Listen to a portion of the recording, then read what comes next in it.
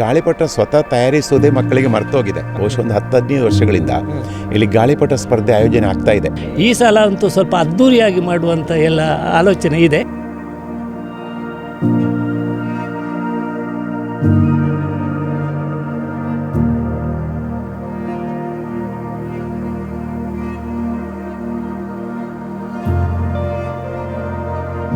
ಗಾಳಿಪಟದ ಜೊತೆ ಫುಡ್ ಕೋರ್ಟನ್ನು ಕೂಡ ಆಯೋಜಿಸಿದ್ದೇವೆ. Veg and non veg ಸ್ಟಾಲ್ಗಳು, ಜ್ಯೂಸ್ಗಳು ಎಲ್ಲ ತುಂಬ ಚೆನ್ನಾಗಿ ಅರೇಂಜ್ಮೆಂಟ್ ಮಾಡಿದ್ದೇವೆ. ಜೂನಿಯರ್ ಗಾಳಿಪಟ ಸ್ಪರ್ಧೆ ಇದೆ, ಸೀನಿಯರ್ ಗಾಳಿಪಟ ಸ್ಪರ್ಧೆ ಇದೆ.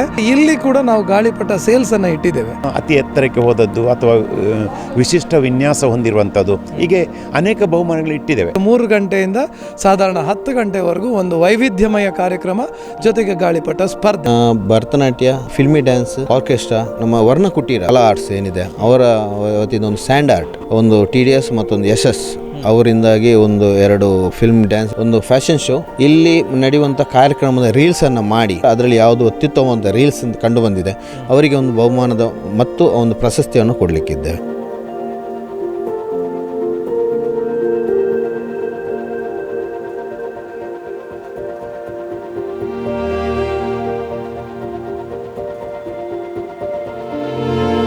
ಹತ್ತು 10,000 ಜನ ಸೇರುವಂತಹ ಒಂದು ಯೋಜನೆಯನ್ನು ನಾವು ಹಾಕೊಂಡಿದ್ದೇವೆ. ಹೆಚ್ಚೆಚ್ಚು ಜನರು ಬಂದ ಹಾಗೆ ಇದೊಂದು ಒಳ್ಳೆ ಪ್ರವಾಸಿ ತಾಣವಾಗಿ ಬೆಳೆಸಲಿಕ್ಕೆ ಅವಕಾಶ ಇದೆ. ನಾವು ಇತ್ತೀಚೆಗೆ ಒಂದು ಪರಗೋಲ ಅಂದರೆ ವೀಕ್ಷಣಾ ಕೇಂದ್ರವನ್ನು ಕೂಡ ನಿರ್ಮಿಸ್ತಾ ಇದ್ದೇವೆ. ಪಾರ್ಕ್, ದೀಪಗಳು, ಆಂಫಿ ಥಿಯೇಟರ್, ಇಲ್ಲಿ ಕೆಫಿಟೇರಿಯಾ, ಹಾಗೆ ವಿವಿಧ ಬೆಳವಣಿಗೆಗಳನ್ನು ಇನ್ನು ಮುಂದೆ ನಾವು ಕಾಣಲಿಕ್ಕಿದ್ದೇವೆ.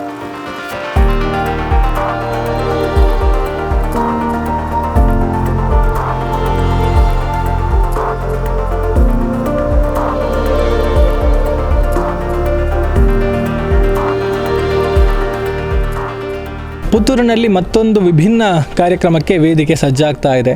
ಎಲ್ಲಿ ನಡೀತಾ ಇದೆ ಅನ್ನುವಂತಹ ಪ್ರಶ್ನೆಗೆ ಉತ್ತರ ಮತ್ತು ಯಾವಾಗ ಎನ್ನುವಂಥ ಪ್ರಶ್ನೆಗೆ ಉತ್ತರ ಇದೇ ಫೆಬ್ರವರಿ 2 ಭಾನುವಾರದಂದು ಅಪರಾಹ್ನ 3 ಗಂಟೆಯಿಂದ ಪುತ್ತೂರಿನ ಬಿರುಮಲೆ ಗುಡ್ಡದಲ್ಲಿ ಬಿರುಮಲೋತ್ಸವ 2025 ಎನ್ನುವಂತಹ ಒಂದು ಕಾರ್ಯಕ್ರಮ ನಡೀತಾ ಇದೆ. ಪುತ್ತೂರಿನ ಬಿರುಮಲೆ ಬೆಟ್ಟ ಏನಿದೆ ಅದು ತನ್ನದೇ ಆದ ಒಂದು ಐತಿಹಾಸಿಕ ಹಿನ್ನೆಲೆಯನ್ನು ಹೊಂದಿರುವಂತಹ ಜಾಗ. ಇದರ ಒಂದು ಜನಪ್ರಿಯತೆಯನ್ನು ಇನ್ನಷ್ಟು ಹೆಚ್ಚು ಮಾಡಬೇಕು, ಇದನ್ನು ಇನ್ನೊಂದಷ್ಟು ಜನಾಕರ್ಷಣೀಯ ಕೇಂದ್ರವಾಗಿ ಮಾಡಬೇಕು ಎನ್ನುವಂಥ ಹಿನ್ನೆಲೆಯಲ್ಲಿ ಅನೇಕ ಪ್ರಯತ್ನಗಳಾಗಿದೆ. ಬಹುಶಃ ಅದಕ್ಕೋಸ್ಕರವೇ ಬಿರುಮಲೆ ಬೆಟ್ಟ ಅಭಿವೃದ್ಧಿ ಯೋಜನೆಯನ್ನು ಕೂಡ ಈಗಾಗಲೇ ಕೈಗೆತ್ತಿಕೊಳ್ಳಲಾಗಿದೆ ಅನ್ನುವಂಥದ್ದು. ಬಹುಶಃ ಆ ಒಂದು ಬಿರುಮಲೆ ಬೆಟ್ಟ ಅಭಿವೃದ್ಧಿ ಯೋಜನೆಯ ಜೊತೆಗೆ ಒಂದು ವಿಭಿನ್ನವಾದ ಸಂಸ್ಥೆ ಅಂದರೆ ಇವೆಂಟ್ಗಳನ್ನು, ಕಾರ್ಯಕ್ರಮಗಳನ್ನು ವೈವಿಧ್ಯಮಯವಾಗಿ ಆಯೋಜಿಸುವಂಥ ಒಂದು ಕನಸಿನಲ್ಲಿ ಹುಟ್ಟಿಕೊಂಡಂತಹ ಸಂಸ್ಥೆ ಪೊರ್ಲು ಈವೆಂಟ್ಸ್ನ ಸಹಯೋಗದಲ್ಲಿ ಈ ಒಂದು ಬಿರುಮಲೋತ್ಸವ 2025 ಕಾರ್ಯಕ್ರಮ ಇದೇ ಭಾನುವಾರ ಅಂದರೆ ಫೆಬ್ರವರಿ 2ರಂದು ಅಪರಾಹ್ನ ನಡೆಯೋದಕ್ಕಿದೆ. ಕಾರ್ಯಕ್ರಮಗಳು ಏನೆಲ್ಲ ಇದೆ ಅಂತ ಹೇಳಿದರೆ, ವಿಭಿನ್ನವಾಗಿ ಗಾಳಿಪಟ ಸ್ಪರ್ಧೆ ನಡೆಯುತ್ತೆ, ಅದೇ ರೀತಿ ವೈವಿಧ್ಯಮಯ ಖಾದ್ಯಗಳನ್ನು ಒಳಗೊಂಡಂತಹ ಫುಡ್ ಕೋರ್ಟ್ಸ್ ಇದೆ, ಅದೇ ರೀತಿ ವೈವಿಧ್ಯಮಯ ಕಲರ್ಫುಲ್ ಸಾಂಸ್ಕೃತಿಕ ಕಾರ್ಯಕ್ರಮಗಳ ಜೊತೆಗೆ ಫ್ಯಾಷನ್ ಶೋವನ್ನು ಕೂಡ ಆಯೋಜನೆ ಮಾಡಲಾಗಿದೆ. ಒಟ್ಟಾರೆಯಾಗಿ ಈ ಒಂದು ಬಿರುಮಲೆ ಬೆಟ್ಟದಲ್ಲಿ ಒಂದು ಕಲರ್ಫುಲ್ ವಾತಾವರಣವನ್ನು ಸೃಷ್ಟಿ ಮಾಡಬೇಕು, ಆ ಮೂಲಕ ಎಲ್ಲರೂ ಕೂಡ ಬಂದು ಇಲ್ಲಿನ ಒಂದು ಕಾರ್ಯಕ್ರಮಗಳಲ್ಲಿ ಪಾಲ್ಗೊಳ್ಳುವಂತಾಗಬೇಕು, ಬಿರುಮಲೆ ಬೆಟ್ಟ ಇನ್ನಷ್ಟು ಪ್ರಸಿದ್ಧಿ ಆಗಬೇಕು ಎನ್ನುವಂಥ ನೆಲೆಯಲ್ಲಿ ಆಯೋಜನೆಗೊಂಡಿರುವಂತಹ ಕಾರ್ಯಕ್ರಮಗಳು.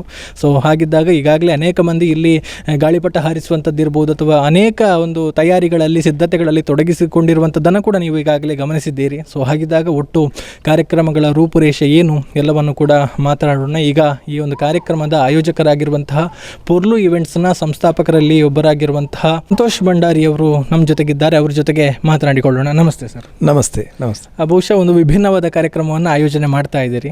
ಸೊ ಯಾಕೆ ಮತ್ತು ಹೇಗೆ ಕಾರ್ಯಕ್ರಮ ನಡೆಯುತ್ತೆ ಅಂತ?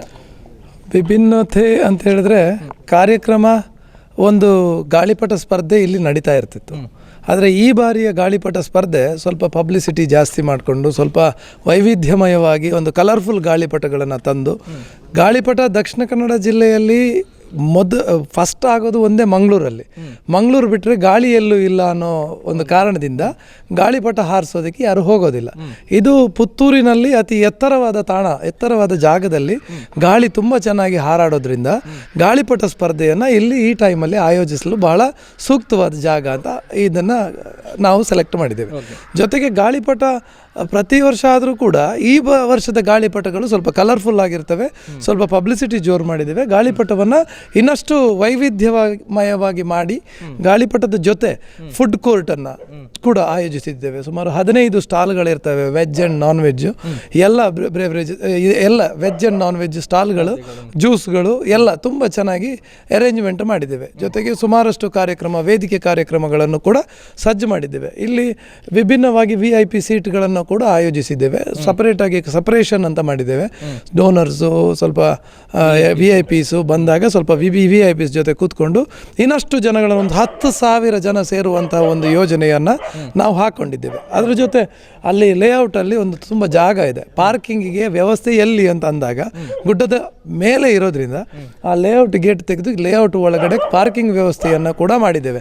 ಅದಕ್ಕೆ ಸೆಕ್ಯೂರಿಟೀಸು ಎಲ್ಲ ಮಾಡಿಕೊಂಡು ಎಲ್ಲ ಒಂದು ಪ್ರಯತ್ನವನ್ನು ಇಲ್ಲಿ ಮಾಡುವಂಥ ಕಾರ್ಯಕ್ರಮ ಅತಿ ಯಶಸ್ವಿಯಾಗಿ ನಡಿಬೇಕು ಅನ್ನುವಂಥ ವಿಚಾರದಲ್ಲಿ ನಾವು ಮಾಡಿದ್ದೇವೆ. ನಮ್ಮ ಜೊತೆ JCI ಅವರು ಸೇರಿಕೊಂಡಿದ್ದಾರೆ, ಸುದ್ದಿ ಮಾಧ್ಯಮ ಸೇರಿಕೊಂಡಿದ್ದಾರೆ, ಜೊತೆಗೆ ನಮ್ಮ ರೋಟರಿ ಅವರು ಸೇರಿಕೊಂಡಿದ್ದಾರೆ, ಮಾರ್ಕ್ ಟೆಲಿಕಾಮ್ನವರು, ಅಕ್ಷಯ ಕಾಲೇಜ್ನವರು, ಹಾಗೆ ಹಲವಾರು ಸಂಸ್ಥೆಗಳು ನಮ್ಮ ಜೊತೆ ಸೇರಿರೋದ್ರಿಂದ ಈ ಕಾರ್ಯಕ್ರಮವನ್ನು ಆದಷ್ಟು ಪಬ್ಲಿಸಿಟಿ ಮಾಡಿ ಆದಷ್ಟು ಜನ ಬರೋ ಥರ ಒಂದು ಪ್ರಯತ್ನವನ್ನು ನಾವು ಮಾಡ್ತಾ ಇದ್ದೇವೆ. ಓಕೆ, ಅಂದರೆ ಈ ರೀತಿ ಕಲರ್ಫುಲ್ ಆಗಿ ಮಾಡ್ಬೋದು ಅನ್ನುವಂಥ ಒಂದು ಯೋಚನೆ ಯಾಕೆ ಬಂತು? ಈಗಾಗಲೇ ಹೇಳಿದರೆ ಗಾಳಿಪಟಕ್ಕೆ ಇದು ಗಾಳಿಪಟ ಸ್ಪರ್ಧೆಗೆ ಸೂಕ್ತವಾದ ಒಂದು ಪ್ರದೇಶ ಅನ್ನುವಂಥದ್ದು, ಅದರ ಜೊತೆಗೆ ಇನ್ನಿತರ ಕಾರ್ಯಕ್ರಮಗಳು ಆಯೋಜನೆಗೊಂಡಿದೆ. ಬಹುಶಃ ಇದರ ಉದ್ದೇಶಗಳೇನು ಅನ್ನುವಂಥದ್ದು? ಜನಕ್ಕೆ ಬರಬೇಕು ಅಂದರೆ ಎಂಟರ್ಟೈನ್ಮೆಂಟ್ ಬೇಕು.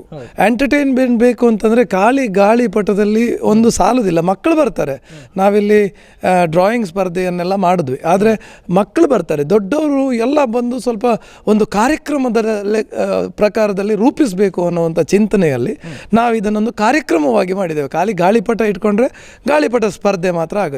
ಆದರೆ ಸ್ಟೇಜ್ ಕಾರ್ಯಕ್ರಮ ಇದ್ರೆ ಕೆಲವರಿಗೆ ಗಾಳಿಪಟ ಆಗದೆ ಲೇಟ್ ಆದಾಗ ಗಾಳಿಪಟದ ಪ್ರೈಸ್ ಕೊಡಬೇಕಾದ್ರೆ ಖಾಲಿ ಪ್ರೈಸ್ ಕೊಟ್ಟು ಕಳಿಸಿದ್ರೆ ಕತ್ಲೆ ಆಗ್ಬೇಕಾದ್ರೆ ಮನೆಗೆ ಹೋಗುವಂಥ ವ್ಯವಸ್ಥೆ. ಇಲ್ಲಿ ಲೈಟಿಂಗ್ ವ್ಯವಸ್ಥೆ ಕೆಳಗಿಂದ ಮೇಲೆವರೆಗೂ ಪೂರ್ತಿ ಲೈಟಿಂಗ್ನ ವ್ಯವಸ್ಥೆ ಆಗುತ್ತೆ. ಪೂರ್ತಿ ಎಲ್ಲ ಕಡೆ ಲೈಟಿಂಗು, ಸ್ಟೇಜ್ ಶೋಗೆ ಬಹಳಷ್ಟು ಲೈಟಿಂಗಿಗೆ ದೊಡ್ಡ ಪ್ರಮಾಣದಲ್ಲಿ ನಾವು ಒಂದು ವ್ಯವಸ್ಥೆ ಮಾಡ್ತಾ ಇದ್ದೇವೆ. ಜೊತೆಗೆ ಫುಡ್ ಸ್ಟಾಲ್ ಇದ್ದರೆ ಸ್ವಲ್ಪ ಬಂದವರಿಗೆ ಹೊಟ್ಟೆಗೆ ಹಸಿವು ನೀಗಿಸುವಂಥ ಕಾರ್ಯಕ್ರಮ ಕೂಡ ಆಗುತ್ತೆ. ಜೊತೆಗೆ ಸ್ವಲ್ಪ ವ್ಯಾಪಾರ ಕೂಡ ಆದಾಗ ಇಲ್ಲಿ ಬಂದಾಗ ತುಂಬ ಚೆನ್ನಾಗಿದೆ ವಾತಾವರಣ, ಜನರಿಗೆ ಗೊತ್ತಾಗೋ ರೀತಿನಲ್ಲಿ ಇಲ್ಲಿ ಬಂದರೆ ಬಿರುಮಲೆ ಗುಡ್ಡೆ ಇಷ್ಟು ಚೆನ್ನಾಗಿದೆ ಅನ್ನೋದು ಗೊತ್ತಾಗುತ್ತೆ. ಬರಲಿಲ್ಲ ಅಂತ ಹೇಳಿದರೆ ಗೊತ್ತಾಗೋದಿಲ್ಲ. ಬರೋದಕ್ಕೋಸ್ಕರ ನಾವು ಆದಷ್ಟು ಉತ್ತೇಜನಕಾರಿಯಾದಂಥ ಕಾರ್ಯಕ್ರಮ ಮಾಡ್ತಾ ಇದ್ದೇವೆ. ಗಾಳಿಪಟ ಸ್ಪರ್ಧೆ ಅನ್ನುವಂಥದ್ದನ್ನು ಹೇಳಿದರೆ ಅದರ ವಿಚಾರಗಳು ಹೇಗೆ, ಅಂದರೆ ಯಾವ ವಿಭಾಗಗಳಲ್ಲಿ ಹೇಗೆ ನೀವು ಆಯ್ಕೆ ಮಾಡ್ತಿದ್ದೀರಿ? ಜೂನಿಯರ್ ಗಾಳಿಪಟ ಸ್ಪರ್ಧೆ ಇದೆ, ಸೀನಿಯರ್ ಗಾಳಿಪಟ ಸ್ಪರ್ಧೆ ಇದೆ. ಮಕ್ಕಳಲ್ಲಿ 7th ಒಳಗಡೆಯ ಮಕ್ಕಳಿಗೆ ಒಂದು ಗಾಳಿಪಟ ಸ್ಪರ್ಧೆ ಇದೆ, 7th ಮೇಲಿನ ಒಂದು ಮಕ್ಕಳಿಗೆ ಗಾಳಿಪಟ ಸ್ಪರ್ಧೆ ಇದೆ, ಅದರ ಮೇಲಿನ ಎಲ್ಲ ಸೀನಿಯರ್ಸ್ಗೆ ಅಂತ ಹೇಳಿ ಒಂದು ಆಫ್ಟರ್ ಡಿಗ್ರಿ ಮತ್ತು ಸೀನಿಯರ್ಸ್ಗೆ ಅಂತ ಹೇಳಿ ಒಂದು ಗಾಳಿಪಟ ಸ್ಪರ್ಧೆ ಇದೆ. ಸೊ 3 ವಿಭಾಗದಲ್ಲಿ ಇದನ್ನು ಡಿವೈಡ್ ಮಾಡಿದ್ದೀವಿ. ಓಕೆ, ಅಂದರೆ ಹೇಗೆ, ಯಾವುದರ ಆಧಾರದ ಮೇಲೆ, ಅಂದರೆ ಇಲ್ಲಿಯೇ ತರಬೇಕಾಗುತ್ತಾ ಹೇಗೆ ಅಂತ ಗಾಳಿಪಟ? ಅದು ತಯಾರಿಸಿ ತಂದರೂ ಕೂಡ ಒಳ್ಳೆಯದೇ, ಸೂಕ್ತ. ಆದರೆ ಇಲ್ಲಿ ಕೂಡ ನಾವು ಗಾಳಿಪಟ ಸೇಲ್ಸನ್ನು ಇಟ್ಟಿದ್ದೇವೆ. ಸೊ ಗಾಳಿಪಟ ಅತಿ ಎತ್ತರಕ್ಕೆ ಎಲ್ಲಿ ಹೋಗ್ತದೋ, ಅತಿ ಹೈಯೆಸ್ಟ್ ಯಾರು ಕೊನೆಯವರೆಗೂ ಲಾಸ್ಟ್ ಮೂಮೆಂಟ್ವರೆಗೂ ಹೈಯೆಸ್ಟಲ್ಲಿ ಯಾರು ಇಟ್ಕೊಂಡಿರ್ತಾರೋ ಅವ್ರಿಗೆ ಬಹುಮಾನ ಸೂಕ್ತವಾಗಿ ಸಿಗುತ್ತೆ ಅಂತ ನಾವು ಸಿಗಬೇಕು ಅನ್ನೋಂಥ ವಿಚಾರ ನಾವಿಲ್ಲಿ ಇಟ್ಕೊಂಡಿದ್ದೇವೆ. ಆ ಮೂಲಕ ನೀವು ವಿಜೇತರನ್ನ ಹೌದು ವಿಜೇತರನ್ನ ಆ ಮೂಲಕ ಇದು ಮಾಡ್ತೇವೆ. ಸೊ ಈಗ ರೆಸ್ಪಾನ್ಸ್ ಹೇಗಿದೆ, ಅಂದರೆ ರಿಜಿಸ್ಟ್ರೇಷನ್ ಏನಾದರೂ ಇಟ್ಟಿದ್ದೀರಾ? ಅದಕ್ಕೆ ಹೇಗಿದೆ ಸ್ಪಂದನೆ, ಹೇಗಿದೆ ಈಗ ನಿಮ್ಮ ಒಂದು ಕಾರ್ಯಕ್ರಮ? ತುಂಬ ಚೆನ್ನಾಗಿರುತ್ತೆ. ರಿಜಿಸ್ಟ್ರೇಷನ್ ಆಗಲೇ ನಮಗೆ ಫೋನ್ ಕರೆಗಳು ಬರ್ತಾ ಇದೆ. ಡ್ಯಾನ್ಸ್ ಕಾರ್ಯಕ್ರಮ ಮಾಡ್ಬೋದಾ, ವೇದಿಕೆ ಕೊಡ್ತೀರಾ ಅಂತ ಕೂಡ ಫೋನ್ ಕರೆಗಳು ಬಂದಿದೆ. ಸಾಂಗ್ ಹೇಳಲಿಕ್ಕೆ ಆಗ್ತದಾ ಅಂತ ಕೂಡ ಬಂದಿದೆ. ಆದರೆ ನಾವೆಲ್ಲ ಪ್ರೀ ಪ್ಲ್ಯಾನ್ಡ್ ಪ್ರೋಗ್ರಾಮ್ ಮಾಡಿರೋದ್ರಿಂದ ನಾವು ಅವಕಾಶ ಕೊಡೋದಕ್ಕೆ ಜಾಸ್ತಿ ಸಾಧ್ಯ ಆಗೋದಿಲ್ಲ. ಪ್ರಯತ್ನ ಆಗಿ ಕೊನೆಯಲ್ಲಿ ಎಲ್ಲಾದರೂ ಸಾಧ್ಯ ಆದರೆ ನಾವು ಕೊಡ್ತೇವೆ.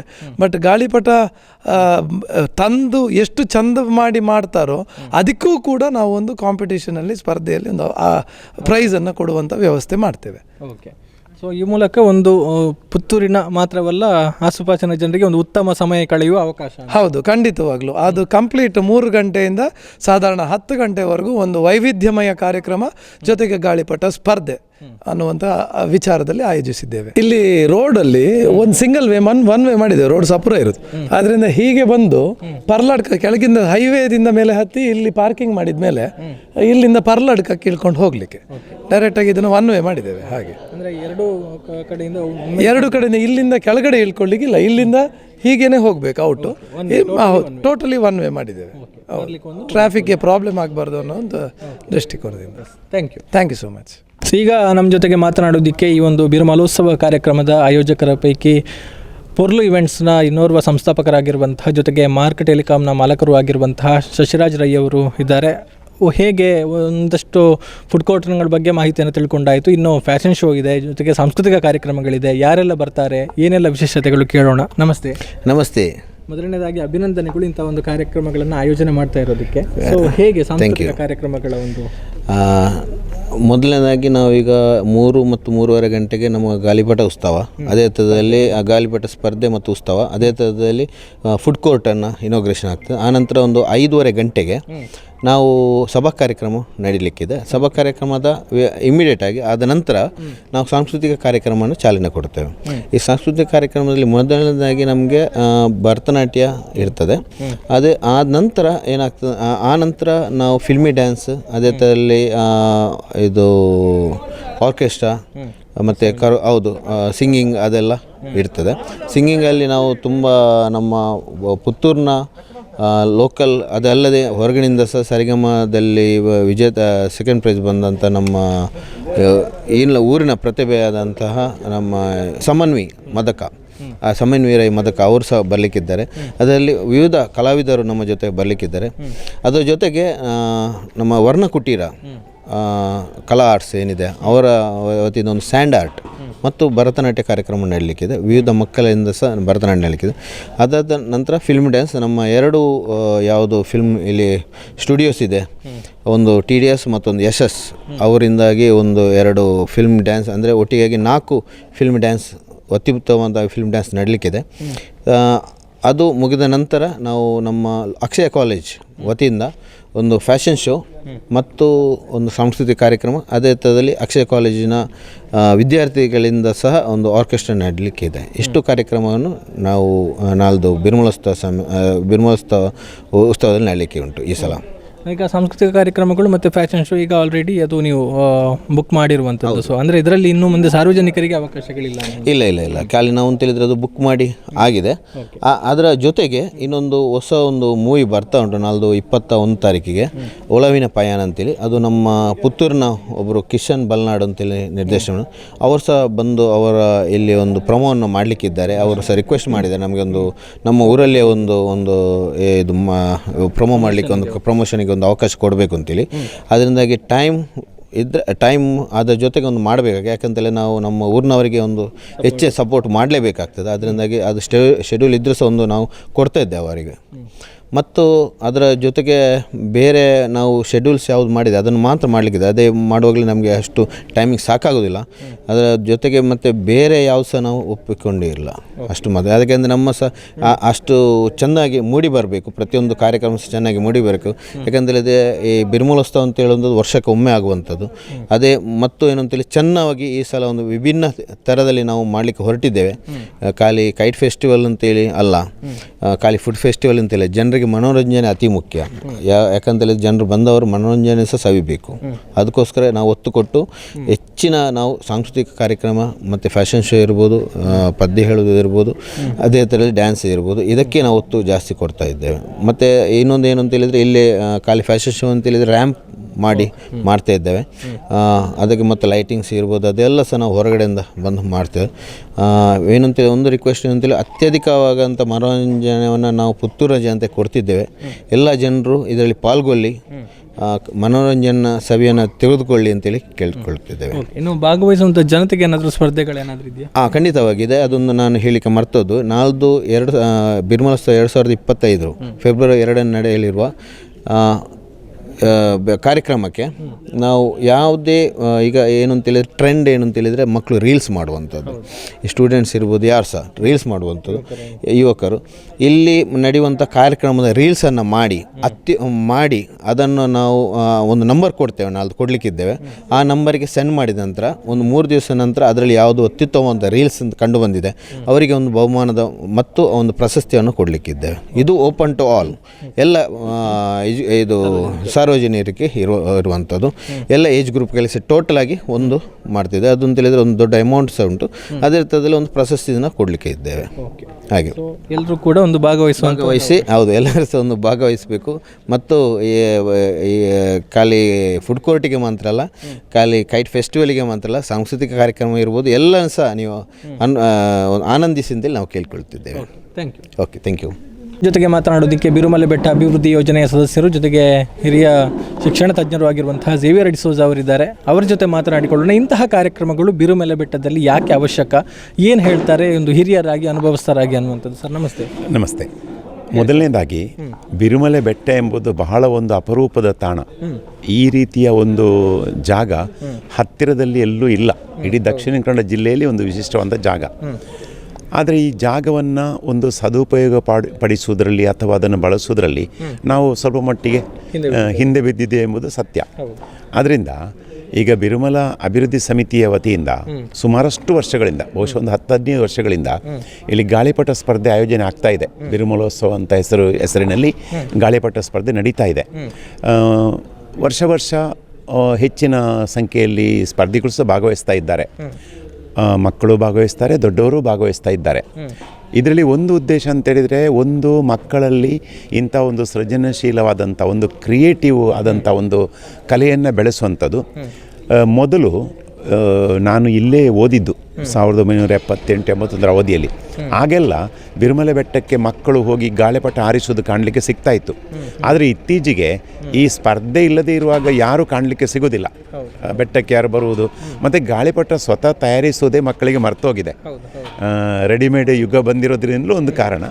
ಆದ್ದರಿಂದ ಈ ಗಾಳಿಪಟ ಎಂಬುದು ಹಾರಿಸುವಂಥದ್ದು ಮಕ್ಕಳ ಒಂದು, ಅವರ ಒಂದು ಪ್ರಾಯದಲ್ಲಿ ಅದು ಬಹಳ ಒಂದು ಕ್ರಿಯೇಟಿವ್ ಮತ್ತು ಗಾಳಿ, ಪ್ರಕೃತಿ ಇದೆಲ್ಲ ಒಂದು ಒಂದು ಸಾಹಸವನ್ನು ಅನುಭವಿಸುವಂಥ ಒಂದು ಸ್ಪರ್ಧೆ. ಅದು ಸ್ಪರ್ಧೆ ಅಂತಲ್ಲ, ಒಂದು ಕ್ರಿಯೆ, ಒಂದು ಆಟ. ಆದ್ದರಿಂದ ಇಲ್ಲಿಗೆ ಬಿರುಮಲೆ ಬೆಟ್ಟಕ್ಕೆ ಜನರನ್ನು ಆಕರ್ಷಿಸುವುದು ಸಹ ಒಂದು ಉದ್ದೇಶ ಆಯೋಜಿಸುವಲ್ಲಿ. ಹಾಗೆ ಹೆಚ್ಚೆಚ್ಚು ಜನರು ಬಂದ ಹಾಗೆ ಇದೊಂದು ಒಳ್ಳೆಯ ಪ್ರವಾಸಿ ತಾಣವಾಗಿ ಬೆಳೆಸಲಿಕ್ಕೆ ಅವಕಾಶ ಇದೆ. ಈಗ ಎಷ್ಟೋ ಸಾರಿ ನಾವಿಲ್ಲಿ ಕೆಲವರು ಬೆಳಗ್ಗೆ ಪ್ರತಿ ದಿವಸ ವಾಕಿಂಗ್ ಬರ್ತೇವೆ. ವಾಕಿಂಗ್ ಬರುವಾಗ ಕೆಲವು ಕುತೂಹಲಿಗಳು ಯಾವ್ಯಾವುದೋ ಊರಿಂದ ಬಂದು ಹೋಗೋದನ್ನು ಸಹ ನಾವು ಕಾಣ್ತೇವೆ. ಅವರು ಎಷ್ಟೋ ಸಾರಿ ಹೊಗಳ್ತಾರೆ, ಇಷ್ಟು ಒಳ್ಳೆ ಜಾಗ ನಮ್ಮ ಬೇರೆ ಕಡೆ ಎಲ್ಲೂ ಇಲ್ಲ ಅಂತೇಳಿಕೊಂಡು ಬಂದು ಇಲ್ಲಿ ಸುಮ್ಮನೆ ಕೂತು ಸ್ವಲ್ಪ ಕಾಲ ಕಳೆದು ಹೋಗುವಂಥವರು ಸಹ ಇದ್ದಾರೆ. ಆದ್ದರಿಂದ ಇದನ್ನು ಹೆಚ್ಚು ಪ್ರಚಾರಗೊಳಿಸುವಂಥದ್ದು, ಹೆಚ್ಚಿನ ಬರುವಾಗೆ ಮಾಡುವಂಥದ್ದು ಒಂದು ಈ ಆಯೋಜನೆ ಉದ್ದೇಶ. ಈ ಸಾರಿ ಇದನ್ನು ಸ್ವಲ್ಪ ದೊಡ್ಡ ಮಟ್ಟಿನಲ್ಲಿ ಫುಡ್ ಕೋರ್ಟು ಇತ್ಯಾದಿಗಳನ್ನು ಸೇರಿಸ್ಕೊಂಡು ಸ್ವಲ್ಪ ದೊಡ್ಡ ಮಟ್ಟಿನಲ್ಲಿ ಮಾಡುವಂಥ ಉದ್ದೇಶ ಇದೆ. ಅದರಿಂದ ಈ ವರ್ಷ ಹೆಚ್ಚು ಜನರನ್ನು ನಿರೀಕ್ಷಿಸಿ ಮಾಡ್ತಾ ಇದ್ದೇವೆ. ಹೆಚ್ಚು ಸ್ಪರ್ಧಿಗಳು, ಹೆಚ್ಚು ಜನರು ಎಲ್ಲ ಬಂದಾಗ ಆಗ ಹೆಚ್ಚು ಆಕರ್ಷಕ ಆಗ್ತದೆ. ಹೌದು. ಸೊ ಆ ಮೂಲಕ ಇನ್ನೊಂದಷ್ಟು ಇದಕ್ಕೆ ಒಂದು ಉತ್ತೇಜನ ಸಿಗಬಹುದು. ಹೌದು. ಬೇರೆ ಬೇರೆ ಹಂತದಲ್ಲಿ ಸ್ಪರ್ಧೆಗಳನ್ನ ನಡೆಸ್ತಾ ಇದ್ದೇವೆ. ಪ್ರೈಮರಿ ವಿಭಾಗ, ಹೈಸ್ಕೂಲು, ಕಾಲೇಜು ಮತ್ತು ಓಪನ್ ವಿಭಾಗದಲ್ಲಿ. ಮತ್ತು ಗಾಳಿಪಟ ಸ್ವಂತ ತಯಾರಿಸೋದಕ್ಕೆ ಪ್ರತ್ಯೇಕ ಬಹುಮಾನ ಇದೆ.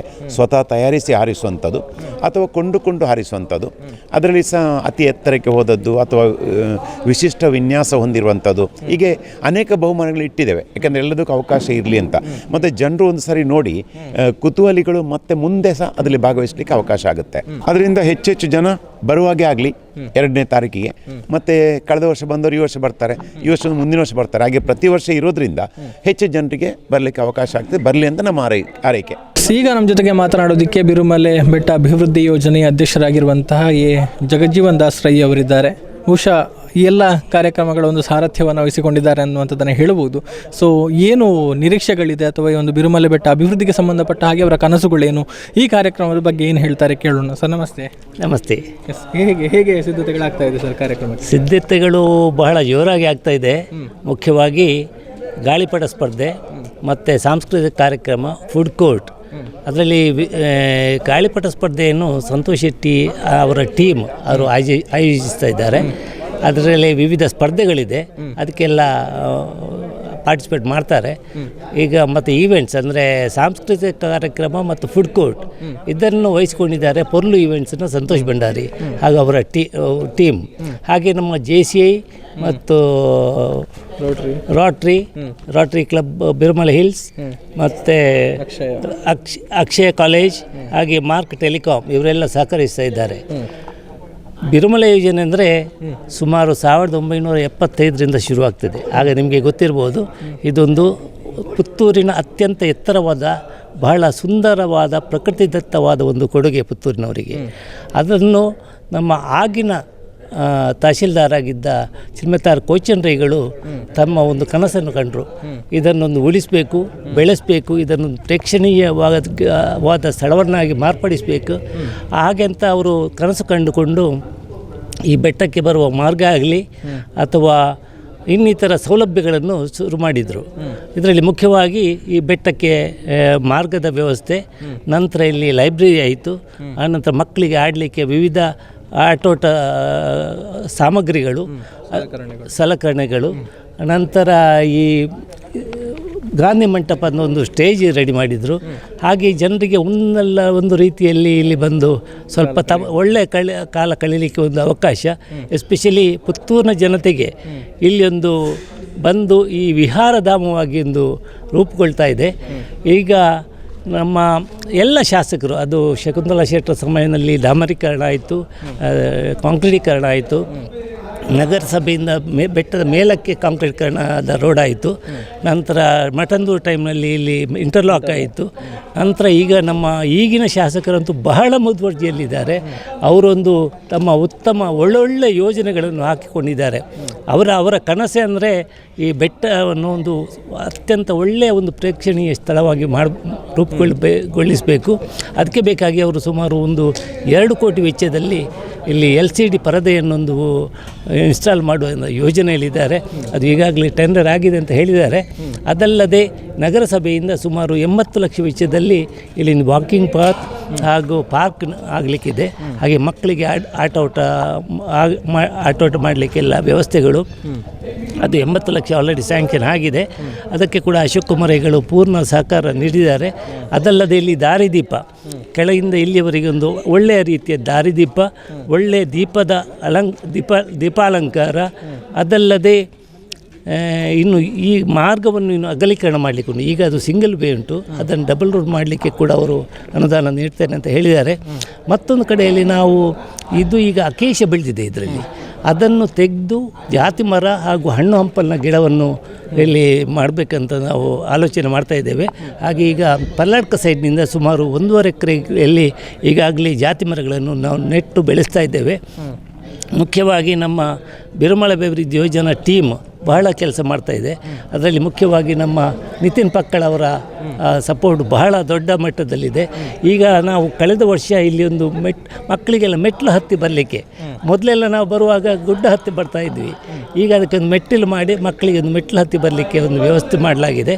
ಹಾಗೆ ಇನ್ನು ಮುಂದೆ ಮತ್ತು 2019ರಲ್ಲಿ ನಮ್ಮ ರಮಣಾತ್ರಿಗಳು ಅರಣ್ಯ ಸಚಿವರಾಗಿರುವಾಗ ಇಲ್ಲಿ ತಿಮ್ಮಕ್ಕ ಪಾರ್ಕ್ ಅಂತ ಒಂದು ನಿರ್ಮಾಣ ಆಯಿತು ಸುಮಾರು 1 ಕೋಟಿ ವೆಚ್ಚದಲ್ಲಿ. ಅದನ್ನು ಈಗ ಅವರು ಇಂಡಿಪೆಂಡೆಂಟ್ ಸುಮಾರು 16 ಎಕರೆಯಲ್ಲಿ ಅದನ್ನು ಮೇಂಟೈನ್ ಆಗ್ತಾ ಉಂಟು. ಅದು ಒಳ್ಳೆಯ ರೀತಿಯಲ್ಲಿ ಈಗ ಮಕ್ಕಳಿಗೆಲ್ಲ ಒಂದು ಆಕರ್ಷಣೀಯ ಕೇಂದ್ರವಾಗಿದೆ. ಅದರಲ್ಲಿ ಮಕ್ಕಳಿಗೆ ಆಡಲಿಕ್ಕೆ ಕೂಡ ವ್ಯವಸ್ಥೆ ಇದೆ. ಮತ್ತು ಈ ಬಿರುಮಲೋತ್ಸವ ನಾವು ಕಳೆದ ಕೆಲವಾರು ವರ್ಷಗಳಿಂದ ನಡೆಸ್ತಾ ಬಂದಿದ್ದೇವೆ.